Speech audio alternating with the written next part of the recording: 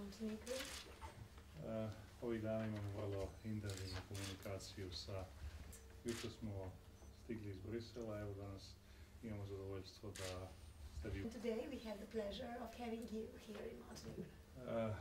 Ladies and gentlemen of the press, it's my first visit to your small but very beautiful Hvala country. puno premijeru Đukanoviću. Dame i gospodo, ovo mi je prva posjeta vašoj maloj, ali prelijepoj zemlji. You are in many ways not a young nation. You have only been independent now for the last 3 years, but of course you have a very ancient and proud history.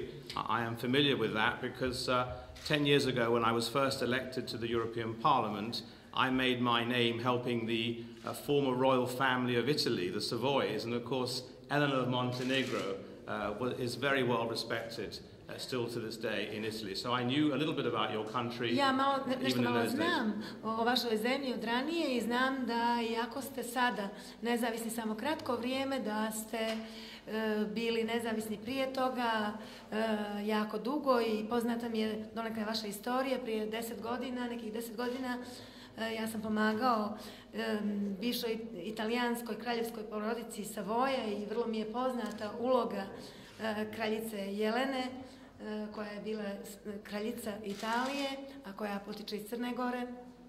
Already in your short history as an independent member state of the United Nations, you have made your mark, in my view, as a country committed to peace, to prosperity, and to a vision of regional stability in an area which has been torn by so much strife in the last 2 decades.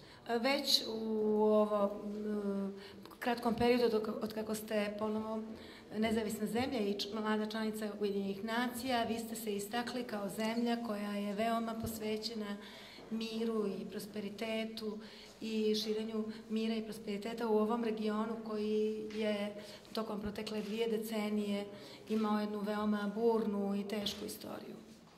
At the moment there are many changes going on in Brussels, so we are now into the second week of the Lisbon Treaty. Trenutno u Briselu doživljavamo mnoge promjene, već je 2 nedjelje od stupanja Lisabonskog ugovora na snagu.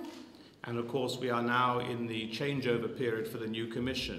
And already I've had lunch with the Commissioner designate for enlargement and the neighbourhood policy and discussed the issue of the Western Balkans and Montenegro in particular.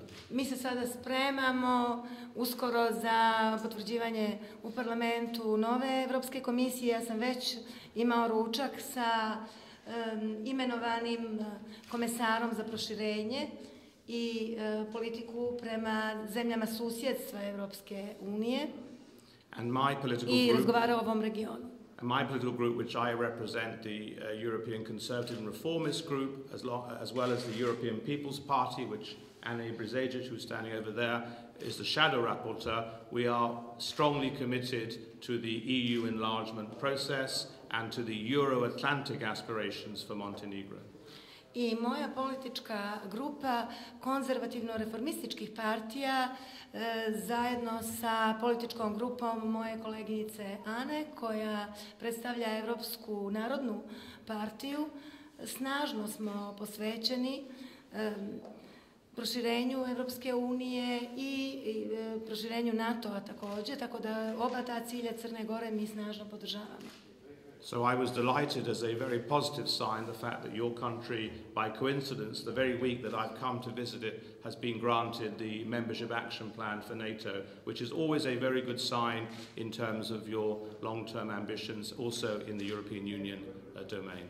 Tako da mi je bilo jako drago da upravo u nedjelji kad sam ja trebao posjetiti vašu zemlju, da je vaša zemlja dobila akcioni plan za članstvo za NATO, jer to je jedan veoma dobar znak koji također veoma doprinosi i vašem cilju, približavanju i ulasku u Evropsku uniju također. I also congratulate you and I'm very pleased that you've achieved the visa liberalization agreement, which was long overdue. All you've achieved is what you had before in the past when in former Yugoslavia. So it's an achievement, but really it's something you should have had anyway. So I'm delighted by that, and of course eventually we hope that all the countries in the region will be granted visa-free access to the Također, European Union. veoma mi je drago što ste dobili viznu liberalizaciju. To je nešto što je trebalo jako davno da se desi i naravno, kao što svi znate, vi ste to imali još davno u bivšoj Jugoslaviji.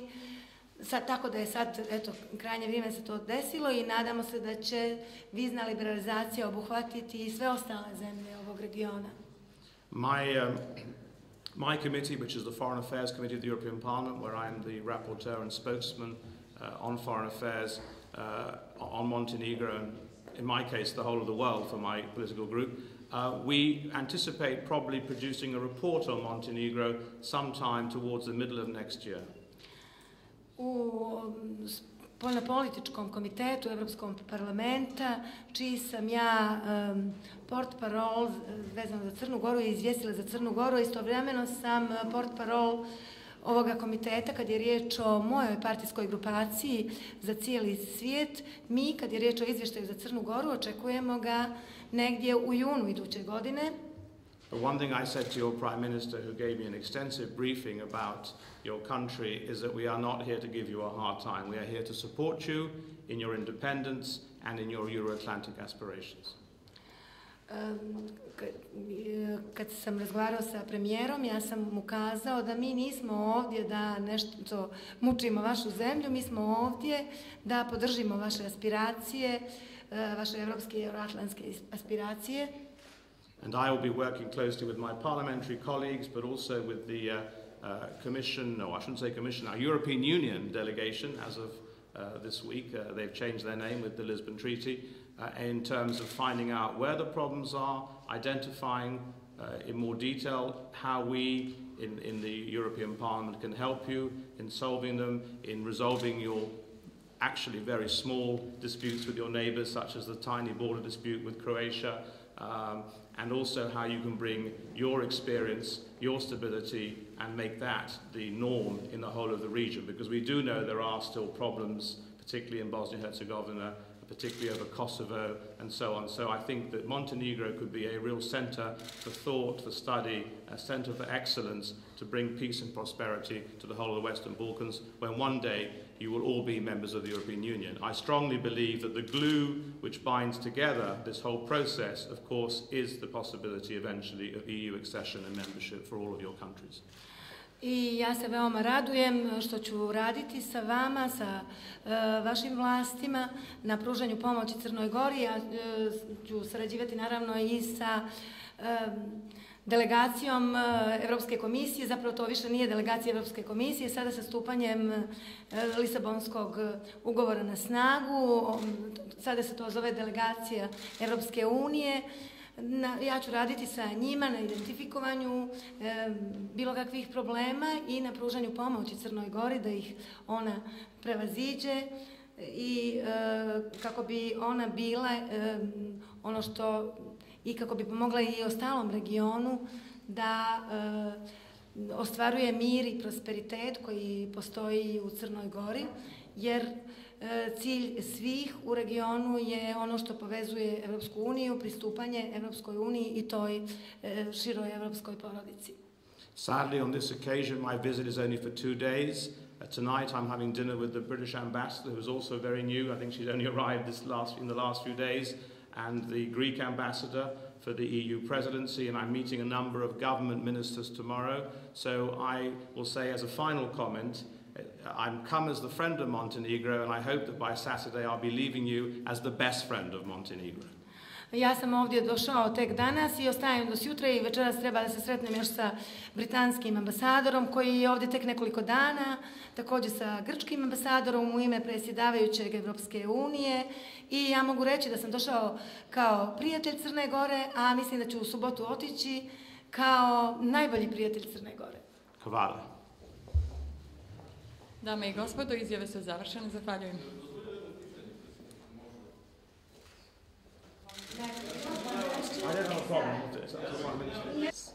Well, of course, I've read the Commission progress report. I am familiar with what the Commission is saying. I haven't Naravno, ja sam pročitao izvještaj o napretku Evropske komisije i poznato mi je što je Evropska komisija rekla o Crnoj Gori.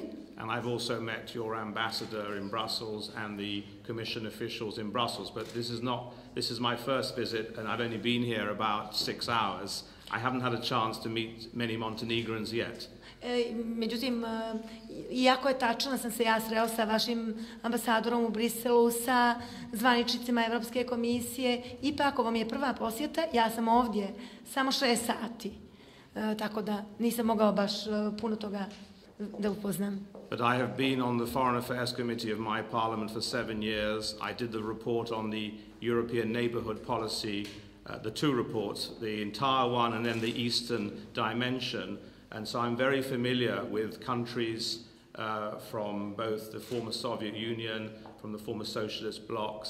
I'm married to an Eastern European. I have some experience of the Caucasus, Ukraine, Russia. Međutim, imam veliko iskustvo u Evropskom parlamentu vezano za zemlje koje su nekad bile socijalističke, bivšeg Sovjetskog saveza. Radio sam veliki izvještaj za istočnoevropske zemlje, bivše članice Sovjetskog saveza. Poznate su mi situacija u zemljama Kavkaza, tako da s tim u vezi imam prilično iskustva. I was a founder member along with Anna Ibrisagic of the Friends of Macedonia, and we've upset a few of our Greek colleagues over the last couple of years. Također sam zajedno sa Anom bio osnivač grupe Prijatelja Makedonije posljednjih nekoliko godina. But as to Montenegro itself, I know what the priorities are, which are the Copenhagen criteria. Što se tiče same Crne Gore, poznati su mi prioriteti koji postoje za Crnu Goru, a to su kopenhaški kriteriji. Which once you become a candidate means basically bringing your system of law, justice, your economics. Što znači da kad postanete kandidat, vaš sistem prava, vaš sistem zakona, ekonomije, sve mora da se uskladi sa evropskim standardima. Također, parlamentarnu demokratiju, sistem ljudskih prava, sve mora biti dovedeno u sklad sa akijem. And you're already making big inroads in that direction, even before you become an official candidate. Čak i prije nego što ste postali oficijalno kandidat za Evropsku uniju, vi ste već napravili velike korake naprijed u tom pravcu. I recently wrote to the British government asking them to push through the ratification of the SAA agreement, which is still being blocked or held back in the British National Parliament, to give you an example where I'm trying to push things forward. Da vam dam samo jedan primjer gdje ja nastojim da poguram stvari, da se odvijaju brže. Nedavno sam pisao britanskom parlamentu da ratifikuju crnogorski sporazum o stabilizaciji i pridruživanju koji je bio negdje blokiran, zaglavljen. But I'll be asking many questions of your government ministers and of the diplomatic community in the next 24 hours. Međutim, u narednih 24 sata postavit ću mnoga pitanja ljudima iz vaše vlade i iz diplomatske zajednice koji su ovdje bazirani u Crnoj Gori. And I'm particularly interested to know what the problem is with your accession to the World Trade Organization. Posebno me interesuje suština problema sa vašim pristupanjem Svjetskoj trgovinskoj organizaciji, u čemu je taj problem. Because I have very strong connections with Ukraine. Budući da inače imam veoma snažne veze sa Ukrajinom. But anyway, I think I've said enough because I think I'm still learning. I'm on the learning curve. I can't be teaching quite yet. Mogu vam samo reći još jednom da ja sam još uvijek u fazi učenja kad je riječ o Crnoj Gori, tako da nikako ne mogu tu sad da se stavim u ulogu predavača. Thank you.